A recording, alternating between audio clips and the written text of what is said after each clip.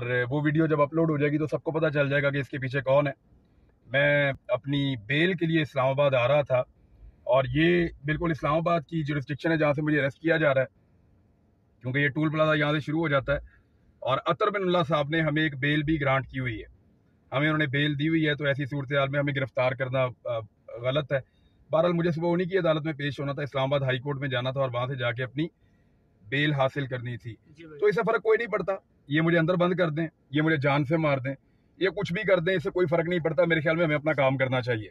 और जो सहाफी बाहर हैं उन सबसे मेरी गुजारिश है, आवाज उठाएं, बात करें और अपना काम करते रहें।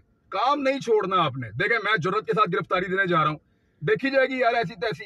ये पीछे पड़ गए, बिला वजह बोलने ही नहीं दे रहे। और खास तौर पे ब्रिगेडियर राशिद साहब, ये जितना ही आप कर सकते थे मेरे ख्याल में इतना ही आप कर सकते थे, इससे ज्यादा आप क्या करेंगे मेरे ख्याल में। गाड़ी आपने मेरी छीन ली, हथियार आपने मेरे छीन लिए, 20 FIR मेरे पे करवा ली, ये गिरफ्तारी वाला तजुर्बा करना है, लो ये भी करके देखो। मैं जा रहा हूँ, करें यार ऐसा। Thank you very much. Pakistan में ये तमाशा रह गया था, ये भी देख ये फोन मेरे अपने पास